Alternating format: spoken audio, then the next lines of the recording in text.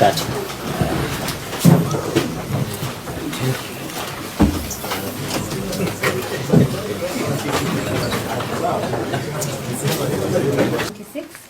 respect to Pamela Alo, Macmillian Kiari Mugo, Beatrice Mango, Pius That is Pius Ayo, Joseph Osongo. Joseph? Maybe he's left out. Nathan.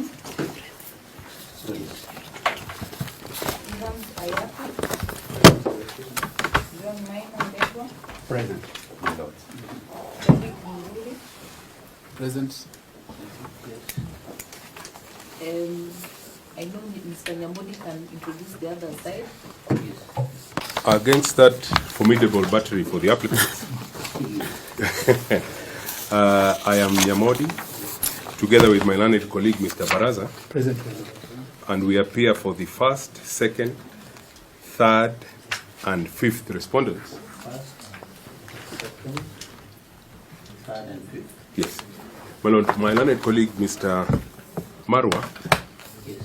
is present for the fourth respondent. Accompanied by? Say? Letoro. I introduce him. Your Lordship, if I may, I'm appearing together with my colleague, Letoro Sein. Yes. Thank you. For the fourth respondent. That is Basonga. Yes, Basonga. Council, we need to agree. Number one, have the respondents filed affidavit? All the matters. And my Lord, we complied with your Lordship's directions, and we served those replying affidavits by close of business on the 17th of this month. My Lord, in respect to Mr. Wasonga's matter number 159, my Lord, it is in respect of the same missing person as application number 163. And indeed, the OB number cited in Mr. Wasonga's application is the same as that cited in application number 1 E163. My Lord, we have shared the replying affidavit in respect of that application with Mr. Wasonga, and we propose, my Lord, that that replying affidavit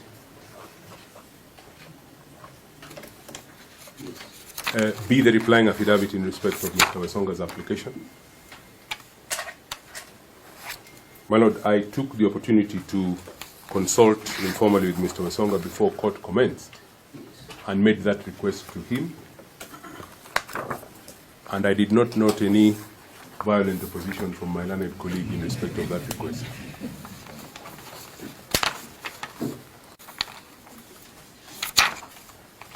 Okay. Now, we are at the stage where we need to agree. Mr. Nyamodi. My Lord, they are present. Okay. If maybe I could request that they be ushered into court. Okay, if they are around, they will come. Then I will hear this other side. How do you want us to approach them? In response to your second question, to the directions that you made when we were before you last time. Yes. And my Lord, I have in mind, in particular, direction number 4. My Lord, you stated that taking into account the public interest element in this matter, the first and second respondent and the fifth respondent are hereby directed to appear in person at the hearing of the application should issues arise that may require their instant response. My Lord, this direction, and I believe the mind of the court is that the role of the Inspector General and the DCI is residual.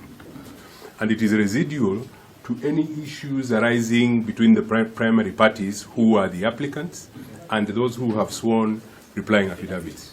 If no issue arises, then they have no role. That is my humble understanding of your Lordship's direction.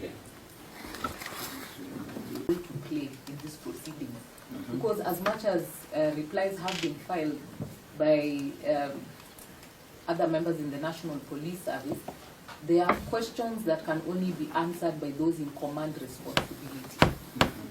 They are the only ones who can deploy, they're the only ones who can give direction, they're the only ones who can hold individual officers responsible. There are issues that have been raised by the applicants with regards to even the manner in which the missing persons were picked up, an issue that has been ventilated by your brother in a different matter, and gave directions with regards to how they were held responsible with regard to covering their cars, police officers covered in balaclava. So these are issues that can only be answered by these principal officers. My lord. So there are certain concerns that can only be responded to by the principals who give directions and who are responsible to ensure investigations are done and are able to answer, particularly with regards to their constitutional office. Fine. And their responsibility. The only question that the reason why I posed this is because of this. If we proceed in the normal way, you begin. Yes. You put in your evidence. I had counsel indicate last time you would want to go with abortion. That means then, therefore, you will have to take your time, present your witnesses, then they will have to respond. Now, we cannot keep the officers here until we are done with your case, and we hear the rest of those who have sworn affidavits, then we come to them. That would be unfair. We can start with them. We can start with them. Yes. Mr. Nyamodi, what do you say? No, my lord, we can't start with the Yes. that the chair of the Law Society Emeritus has stated Yes. do not arise in this application.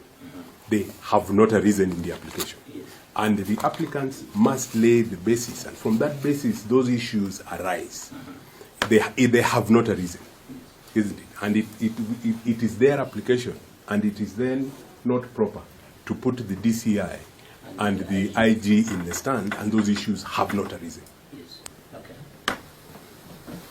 Fair enough. So, Mr. Diamo? Matter because we've seen the families are here. Yes. We can proceed with the other witnesses, then later on they can be called. But what cannot be dispensed is the requirement when the time rises that they can come and be able to respond to certain issues that people need answers. And the abstract responses that we continue to receive will not be that simple. Either this. So, having taken that position, DCI and IG, welcome to the court. We are in the process of agreeing.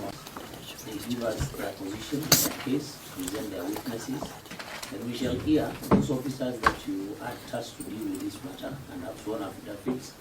After we've had the institutions, then at that stage a decision will be made whether you will be required to come or not. But for obeying today's summons and appearing, we thank you. I think at this stage we can release them, and we will call you should that become necessary.